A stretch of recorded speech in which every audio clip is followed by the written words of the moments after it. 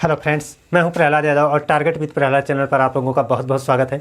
दोस्तों, अगर आपसे मैं एक सवाल पूछूं कि आपके लिए आप यूरिया के बारे में कितना जानते हैं, यानी यूरिया जीवन है या जहर है, जीवन है या जहर है, तो मैक्सिमम लोगों का उत्तर यही मिलेगा कि ये जीवन है। क्यों? क्योंकि यूरिया का प्रयोग करके हम अपने फसल की पैदावार को बढ़ाते हैं, इसलिए यूरिया हमारे लिए क्या है? जीवन है। तो ये बात गलत है। यूरिया हमारे फसल की पैदावार को ज़रूर बढ़ाता है, लेकिन वो हमारे शरीर में जहर को भी एंट्री देता है। इसलिए ये यूरिया हमारे लिए 100% क्या होता है? जहर ही होता है। इस चीज़ को अभी मैं प्रूव करूँगा, लेकिन उससे पहले मैं आप लोगों को यहाँ पर एग्ज़ाम के पॉइंट के लिए कौन कौन से क्वेश्चन बहुत इंपॉर्टेंट है, उन सभी क्वेश्चनों को मैंने कलेक्ट किया है। यूरिया से संबंधित जितने भी क्वेश्चन बनते हैं एग्ज़ाम में, सारे क्वेश्चन को मैंने कवर किया है। तो देखिए, बस इतना ही नहीं है, और भी बहुत सारे पॉइंट हैं। इसको तो मैंने हिंट के रूप में इसलिए रख लिया है ताकि मैं भूलूँ ना कोई पॉइंट। तो देखिए, यूरिया की खोज सबसे पहले किसने की थी? तो हिलेरी राउले ने की थी। हिलेरी राउले ने यूरिया की खोज सबसे पहले इन्होंने ही की। और इन्होंने जब इस यूरिया की खोज की तो कहाँ से की थी? तो मूत्र से इन्होंने सबसे पहले यूरिया को खोजा था, और 1773 ईस्वी में खोजा था। 1773 ईस्वी में, और ये फ्रेंच के वैज्ञानिक थे। तो इतना जानते रहिए कि यूरिया की खोज सबसे पहले मूत्र से हुई, और जिसने यूरिया की खोज की वह एक फ्रेंच वैज्ञानिक थे, हिलेरी राउले। कब इन्होंने यूरिया की खोज की? 1773 ईस्वी में की। अब दूसरा पॉइंट ये बनता है कि यूरिया की जब खोज हो गई ना, तो देखिए यूरिया का जो सूत्र होता है उस सूत्र को देख लीजिए, NH2CONH2। ये यूरिया का क्या है? सूत्र है। लेकिन यूरिया की खोज तो इन्होंने कर दी, लेकिन ये यूरिया कहीं से बना नहीं था, ये मूत्र में पाया गया था। यानी मानव मूत्र से ये जब मिला तो मानव शरीर ने उस यूरिया को बनाया था। मानव शरीर ने उस यूरिया को बनाया था। अतः किसी ने कृत्रिम विधि से तब तक यूरिया नहीं बनाई थी। यूरिया को कृत्रिम विधि से सबसे पहले जिसने बनाया उसका नाम था फ्रेडरिक ओहलर। फ्रेडरिक ओहलर ने प्रयोगशाला में सबसे पहली बार कार्बनिक यौगिक बनाया यूरिया। तो यहाँ से एक क्वेश्चन ये पूछा जाता है, सबसे पहला प्रयोगशाला में बनने वाला सबसे पहला कार्बनिक यौगिक कौन सा था? तो प्रयोगशाला में बनने वाला सबसे पहला कार्बनिक यौगिक यूरिया ही था। और उस यूरिया को सबसे पहले किसने बनाया था? फ्रेडरिक ओहलर ने बनाया था। लेकिन इन्होंने यूरिया की खोज नहीं की है। यूरिया की खोज सबसे पहले हिलेरी राउले ने किया था, मूत्र से किया था, और वो आपका कृत्रिम विधि से नहीं बना था, उसको मानव शरीर ने बनाया था, या जीवों के शरीर ने बनाया था। अब ये जो यूरिया है ये मानव शरीर में कहाँ पर बनता है? तो मानव शरीर में जो आपका यकृत होता है ना, यकृत जिसको लीवर कहते हैं, इसी लीवर में ही यूरिया का निर्माण होता है। और जब ये यूरिया का निर्माण होता है, देखिए हमारे शरीर को यूरिया चाहिए। हमारे शरीर में जो ब्लड है उस ब्लड में हल्की मात्रा में, बहुत कम मात्रा में यूरिया चाहिए, है ना। और इसलिए ये यकृत हमारे शरीर को संतुलित बनाए रखने के लिए यूरिया का निर्माण करता है ना। अब जब यूरिया का निर्माण हमारा शरीर करता है तो बस उतना ही यूरिया का फिल्टर यहाँ पर किडनी में होता है। लेकिन हम भोजन इत्यादि के रूप में अधिक यूरिया लेकर के अपने किडनी से यूरिया का फिल्टर, यूरिया को मतलब ब्लड यहाँ पर आता है तो ब्लड फिल्टर होता है तो यूरिया बाहर निकलता है। तो हमारे किडनी को बहुत ज़्यादा हार्ड वर्क करना पड़ता है अशुद्धियों को, यूरिया नाम की अशुद्धि को निकाल करके बाहर करने में। तो इसलिए हमारी किडनी वगैरह भी जल्दी ख़राब हो जाती है। उस चीज़ को अभी मैं बताऊंगा। यहाँ पर शरीर में कहाँ पर यूरिया का निर्माण होता है? तो यकृत। यहाँ से भी क्वेश्चन ये पूछा जाता है कि यूरिया का निर्माण हमारे शरीर में कहाँ पर होता है? तो हमारे शरीर में यकृत में, यानी लीवर में यूरिया का निर्माण होता है। अब यूरिया को यूरिन में कौन बदलता है? देखिए, यूरिया हमारे शरीर के लिए आवश्यक है, लेकिन उस यूरिया को भी जो शरीर बनाता है उसको भी निकाला जाता है, उसको प्योर करके यूरिन में बदल करके निकाला जाता है ना। यूरिन में कौन बनाता है? ये किडनी, जो मैंने संरचना ये स्ट्रक्चर बना रखा है, ये किसका है? किडनी का है, यानी विक्र का है, विक्र, है ना। इसी को किडनी कहा जाता है ना, किडनी। तो किडनी ही हमारे ब्लड से अशुद्धियों को छांट करके निकालता है, यानी ये ब्लड को प्योर करता है।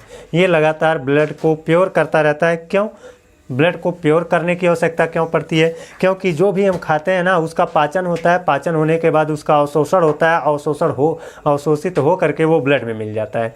तो जो कुछ भी मैंने खाया उसमें से जो आवश्यक तत्व थे शरीर के लिए, उनका अवशोषण हो गया, उसमें कुछ अशुद्धियों का भी अवशोषण हो जाता है, तो ब्लड में वो भी मिल जाता है। तो ब्लड यहाँ पर आता है और यहाँ पर प्योर होता रहता है, यहाँ पर शुद्धिकरण होता है ब्लड का। और जब ब्लड का शुद्धिकरण होता है तो यूरिया को भी यहीं पर यूरिन में बदल करके इस मूत्राशय में भेज दिया जाता है ना। अब देखिए, एक दिन में कितने लीटर ब्लड का फिल्टर ये किडनी हमारा करता है? एक दिन में 180 लीटर ब्लड, है ना, 180 लीटर ब्लड का प्यूरिफिकेशन ये हमारा किडनी करता है। अब कुछ लोगों के दिमाग में ये आ रहा होगा कि औसतन 6 से 7 लीटर ही ब्लड होता है हमारे शरीर में, तो 180 लीटर ब्लड कैसे प्योर होगा? तो यही 6 लीटर, मान लेते हैं 6 लीटर आपके शरीर में ब्लड है, तो यही 6 लीटर कई बार फिल्टर होगा। ऐसा नहीं कि 24 घंटे में एक ही बार आपका ब्लड फिल्टर होगा, है ना। ये लगातार फिल्टर का कार्य जारी रहता है और ये द्रव आगे जाता रहता है, फिर वापस आता रहता है, आगे जाता रहता है, वापस आता रहता है। यानी यहाँ से ब्लड पूरे शरीर में जाता है, फिर यहीं पर आता है, यहाँ से पूरे शरीर में जाता है, पुनः आता है। तो ये लगभग 30 बार, लगभग पूरे शरीर का जो ब्लड होता है वो 30 बार फिल्टर हो जाता है। तो 30 बार 6 लीटर वो फिल्टर होता है, तो 3 6 18, 180 लीटर ब्लड पूरे 24 घंटे में फिल्टर होता है। तो ये यहाँ से भी क्वेश्चन पूछा जाता है कि हमारा ब्लड ये 24 घंटे में कितने लीटर फिल्टर होता है? तो 180 लीटर ब्लड फिल्टर होता है। और कितनी बार होता है? तो 30 बार होता है। अब देखिए, ये जो हमारा शरीर है ना, इस हमारे शरीर को एक दिन में औसतन कितने लीटर पानी की आवश्यकता होती है? तो औसतन 4 या 5 लीटर पानी की आवश्यकता हमारे शरीर को होती है। तो दिन भर में या 24 घंटे में 4 या 5 लीटर हमको पानी अवश्य पीना चाहिए। अब ये 4 या 5 लीटर हम पानी पीते हैं तो वो पानी भी मूत्र के रूप में शरीर से बाहर आता है, क्योंकि जब हम इसको पानी को पीते हैं ना, तो ये पानी भी जब भोज्य पदार्थों का पाचन होता है तो उसी समय ये भी उसमें मिला रहता है, तो ये भी उसमें चला जाता है। तो यहाँ पर भी पानी को भी बाहर निकालना पड़ता है। तो उसमें से देखिए, ये जो 4-5 लीटर पानी होता है ना, इसमें से औसतन 1 से 1.8 लीटर पानी ब्लड के मूत्र के रूप में बाहर निकाला जाता है। और इस 1.8 लीटर मूत्र में तुम्हारा मिलाकर 2.5% यूरिया होता है। क्या होता है? यूरिया होता है ना। लगभग ये आपका 3 ग्राम आएगा, है ना। लगभग आपका ये 3 ग्राम आता है।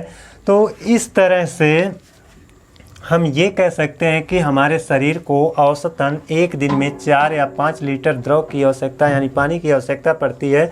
और एक दिन में कितने लीटर मूत्र का निर्माण होता है? तो 1 से 1.8 लीटर। उसमें यूरिया कितना परसेंट होता है? 2.5% होता है। अगर ग्राम की बात करें तो 3 ग्राम होता है ना। इतना पॉइंट तो हो गया आपका एग्ज़ाम के पॉइंट में से। और अब देखिए, एक चीज़ यहाँ पर आपको और बता दें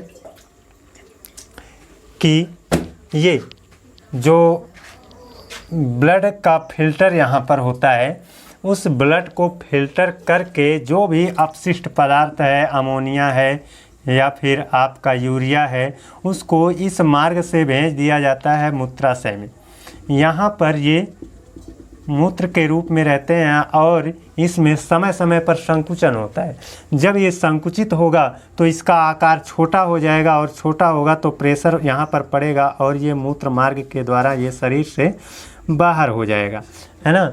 और जब ये शरीर से बाहर हो जाता है तो इस मूत्र से एक गंध आती है, वह गंध होती है अमोनिया की, NH3 की, अमोनिया की। ये भी क्वेश्चन कई बार पूछा जाता है कि मूत्र से आने वाली गंध किस तत्व की, किसकी होती है, तो अमोनिया की होती है ना। अब हम आप लोगों को ये बताएंगे कि आपके जीवन में यूरिया जहर कैसे है ना, क्योंकि वहाँ से देखिए, वहाँ से भी आपको क्वेश्चन मिलेंगे, है ना। इसलिए आप लोग वीडियो के लास्ट तक बने रहिए। देखिए दोस्तों, हमारे पौधे जो होते हैं, हम मानव लोग पौधों पर ही आश्रित हैं, है ना। मांस वगैरह भी खा करके उस पर भी आश्रित रहते हैं, लेकिन पौधा हमारे जीवन का एक अहम हिस्सा है। बिना पौधे के तो जनजीवन संभव ही नहीं है। तो जो भी पौधा है ना, वो धरती पर उगा है, यानी मिट्टी पर उगा है, तो उसकी जड़ें जो होती हैं वो मिट्टी में होती हैं और इस मिट्टी में पाया जाता है नाइट्रोजन। क्या होता है? नाइट्रोजन होता है। देखिए, ये आपका एक पौधा है ना। ये आपका क्या है? पौधा है और इसकी जड़ें मिट्टी में है और मिट्टी में होता है नाइट्रोजन। नाइट्रोजन पौधों के लिए आवश्यक होता है। आपके पौधे के लिए यूरिया आवश्यक नहीं है, यूरिया आवश्यक नहीं है, नाइट्रोजन आवश्यक है। अब इन दोनों में फ़र्क क्या है? नाइट्रोजन ये पौधे को पौष्टिकता देता है, पौधे को पौष्टिकता देता है, इसलिए ये पौधे के लिए ये उपयुक्त, सबसे ज़्यादा उपयुक्त है ये, क्योंकि पौधे में पौष्टिकता नाइट्रोजन की वजह से आती है ना।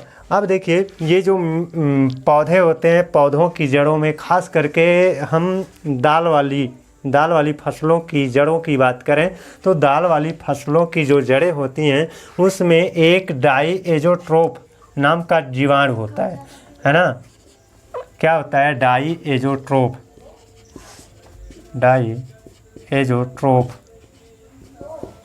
नाम का जीवाणु होता है और ये डाईएज़ोट्रोप नाम का जो जीवाणु है ना, ये इसकी जड़ों में रहता है और ये प्रोटीन, है ना, यानी हम ये कह सकते हैं कि इन पौधों को पौष्टिकता देने में यही मदद करता है। ये डाईएज़ोट्रोप जीवाणु इन पौधों को पौष्टिकता देने में मदद करता है और नाइट्रोजन भी होता है। तो इस तरह से हम कुल मिलाकर ये कह सकते हैं कि डाईएज़ोट्रोप नाम का जीवाणु और नाइट्रोजन, इन दोनों के सहयोग से इस पौधे में पौष्टिकता आती है। लेकिन हुआ क्या ना, हमारा जब देश आज़ाद हुआ उस समय हमारे देश में भूखमरी जैसी हालात थी और भूखमरी जैसी हालात से देश जूझ ही रहा था और 1962 में चीन से युद्ध हुआ, देश की स्थिति और भी गड़बड़ हो गई। यानी हम ये कह सकते हैं कि देश और तेज़ी से भूखमरी की तरफ अग्रसर होने लगा। उसी समय भारत देश में हरित क्रांति का जन्म हुआ। हरित क्रांति 1966-67 में आई थी। 1966-67 में जब हरित क्रांति आई, तो हरित क्रांति आने का मतलब क्या है? हरित क्रांति का मतलब यही है कि उर्वरक आया था देश में, है ना, और उर्वरक के रूप में यही हमारे देश के लिए यूरिया ही आया था। यूरिया, क्योंकि उस समय जो भी फसलें होती थी उनमें पैदावार बहुत कम होती थी। तो पैदावार कम होती थी जिस वजह से आपका जितना हमको आवश्यकता होती थी उतना पैदावार नहीं हो पाती थी, है ना। तो इस पैदावार को बढ़ाने के लिए ये उर्वरक लाया गया, यानी देश में हरित क्रांति आ गई और इस यूरिया का प्रयोग करने के लिए जनता से कहा गया, यानी किसानों से कहा गया। और ये शुरुआत में देश की जनता से जब यूरिया का उपयोग करने के लिए कहा गया, यानी खेतों में यूरिया का छिड़काव करने के लिए कहा गया, तो यूरिया का उपयोग करने से जनता बहुत घबरा रही थी। ये वो लोग यूरिया का उपयोग नहीं कर रहे थे, है ना। सरकार जब उन पर प्रेशर देती थी फिर भी जनता नहीं करती थी, यानी हम ये कह सकते हैं कि सरकार आकर के जनता से चिरौरी तक करती थी, लेकिन जनता यूरिया को खेत में डालने से इनकार करती रहती थी। धीरे धीरे उस यूरिया को सरपंच के यहाँ पहुँचाया गया। सरपंच के माध्यम से धोखे से रात के समय धोखे से क्या किया जाता था, यूरिया को किसानों के खेत में छींट दिया जाता था। किसान जान भी नहीं पाते थे, उनके खेत में हरियाली आ जाती थी, है ना, और पैदावार बढ़ती रहती थी। बाद में उनको बताया गया, इस तरह से लोगों के अंदर थोड़ा जागरूकता आई कि वास्तव में जब उर्वरक का छिड़काव हो रहा है तो फसल की पैदावार 2 गुना 3 गुना हो जा रही है। तब धीरे धीरे कुछ किसानों ने यूरिया का छिड़काव अपने खेतों में करना शुरू किया। देखते देखते पूरा देश यूरिया का छिड़काव अपने खेतों में करने लगा। यूरिया का छिड़काव करने से बहुत फ़ायदा हुआ, है ना। जहाँ पर 400 केजी आपका गेहूं या धान होता था, वहाँ पर फसलें अब 1200 केजी होने लगी, यानी 400 का 3 गुना फसलें होने लगी, है ना। अब यूरिया का मात्रा जैसे जैसे जितने ज़्यादा लोग बढ़ाते गए उतना ज़्यादा ही ये पैदावार होती गई। ये मानो उस समय ऐसा लग रहा था जैसे अन्नपूर्णा देवी प्रसन्न हो गई हो, है ना। धीरे धीरे यह उपज 4 गुना से 5 गुना तक होती चली गई। लेकिन 1995 का जब दौर आया, वहीं से यूरिया, जैसे देखिए दोस्तों, होता क्या है ना कि ये हमारे फसलों के लिए लाभदायक तो था, पहले हुआ, है ना, लेकिन इसका दुष्परिणाम भी हो रहा था, लेकिन वो प्रत्यक्ष रूप से दिखाई नहीं दे रहा था। जैसे इसका दुष्परिणाम क्या हो रहा था, ये तो पौधों से पौष्टिकता छीनता गया, क्योंकि जब इन जड़ों में हम यूरिया को समावेशित कर देंगे तो नाइट्रोजन का परसेंटेज घट जाएगा। डाइएज़ोट्रोफ जो जीवाणु हैं, इनका अवशोषण यहाँ से घट जाएगा, तो पौधों में पौष्टिकता नहीं आएगी। तो पौधे तो तैयार हो रहे थे, बहुत ज़्यादा मात्रा में तैयार हो रहे थे और पैदावार ज़्यादा दे रहे थे, लेकिन उन पौधों में पौष्टिकता कम थी, है ना। धीरे धीरे जब इनका छिड़काव, यूरिया का छिड़काव बढ़ता गया, नाइट्रोजन धीरे धीरे और डाइएज़ोट्रोफ जीवाणु धीरे धीरे ये कम होते गए, है ना। अब पौधों में पौष्टिकता एकदम खत्म हो गई है। नहीं तो आप लोग सुने होंगे कि पहले के लोग जो थे, अगर किसी एक के घर में अगर सब्जी बनती थी तो उसके आसपास के 4-5 घर तक उसकी महक जाती थी, वो लोग परेशान तक हो जाते थे, है ना। तो वो पौष्टिकता का ही प्रभाव था, वहाँ उस समय पौष्टिकता थी, उस समय के अनाज में ताकत थी। लेकिन जब से यूरिया का प्रयोग होना शुरू हुआ, तब से पौधों से पौष्टिकता गायब होती चली गई और ये पौष्टिकता आज के डेट में एकदम ख़त्म हो गई है। कोई भी भोज्य पदार्थ हम लेते हैं तो वो हमको कुछ समय के लिए ऊर्जा तो दे देता है, लेकिन हमारे शरीर को ताकत देने में असमर्थ है ना। तो अब ऐसे में जब हमारे शरीर में ताकत नहीं रहेगी तो तमाम रोगों का जन्म होगा। देखिए, अगर यूरिया यहाँ से इस पौधे में चला जा रहा है तो इसी पौधे को खा करके हम खा रहे हैं, और जब हम खा रहे हैं तो वो कहाँ आएगा यूरिया। हम जब खा रहे हैं तो उसका पाचन होगा, अवशोषण होगा, अवशोषित होकर वो ब्लड में जाएगा, और ब्लड में जाएगा तो ब्लड प्यूरिफिकेशन के लिए यहाँ पर आएगा, और इस किडनी की जितनी क्षमता है, जितना यूरिया निकालने की क्षमता है, उतना ही यूरिया ये निकालेगा। आवश्यकता से ज़्यादा यूरिया रहेगा तो उसको पुनः ब्लड में भेज देगा, और ब्लड में जब यूरिया की मात्रा ज़्यादा रहेगी तो आपके शरीर में तमाम प्रकार के रोग एवं विकार उत्पन्न होंगे, जिससे आपकी आयु घटती चली जाएगी। पुराने समय के जो लोग थे ना, लगभग 100 साल जीते थे, है ना। 100 साल उनकी आयु हुआ करती थी। लेकिन आज तो कोई 50 साल पे बूढ़ा हो गया, कोई 60 वर्ष पे बूढ़ा हो गया। वो क्यों हो गया? क्योंकि आपके शरीर के अंदर यूरिया जा रहा है, अन्य अपशिष्ट पदार्थ, हानिकारक पदार्थ जा रहे हैं, जिसके कारण आपके शरीर के अंदर का जो सिस्टम है ना वो डैमेज होता जा रहा है। जब वो सिस्टम डैमेज हो जाएगा तो बताइए आप सरवाइव कितना दिन कर पाएंगे, है ना। तो इसका तत्काल प्रभाव तो नहीं पड़ रहा है, लेकिन आपकी उम्र को वह ऊपर से घटा करके नीचे कर दिया। वो 100 वर्ष की उम्र को घटा करके कहाँ ले आया, नीचे ले आया, यानी 60 वर्ष पर लाकर टिका दिया है। अभी भी अगर आप यूरिया का प्रयोग करते रहते हैं या अन्य दवाओं या छिड़काव, अन्य दवा भी चल गई है, क्या वो लाभदायक थोड़े हैं, वो भी हानिकारक हैं, उनका प्रयोग करते रहेंगे तो ये उम्र घट करके 40 वर्ष पर भी आ सकती है ना। अब जब आप हानिकारक पदार्थों को यानी जहर को ही खाएंगे तो आपका शरीर में ये किडनी बेचारा कितना आपके ब्लड को शुद्ध करेगा, है ना। और जब शरीर में ताकत ही नहीं रहेगी, कोई पौष्टिक पदार्थ आप लोगे ही नहीं, और कहाँ से लेंगे आप पौष्टिक पदार्थ। जब दुनिया में हर जगह आपका यूरिया का प्रयोग करके ही तैयार किया जा रहा है तो आपके अंदर वो यूरिया तो निश्चित रूप से आएगा, चाहे कोई फल हो, चाहे कोई सब्जी हो, चाहे अन्य कोई चीज़ें हो, सब में यूरिया है। तो इस तरह से अब देश में यूरिया की मात्रा को कम किया जा रहा है। सबसे पहले जानते हैं इसका परिणाम कब आया। 1995 ईस्वी में, जब 1995 ईस्वी आई तब यहाँ पर देखा गया कि धीरे धीरे क्या है कि ज़मीनें, जिन ज़मीनों पर खूब पैदावार होती थी वो ज़मीनें अब पैदावार उतना नहीं दे रही थी। अब वो पैदावार नहीं दे रही थी।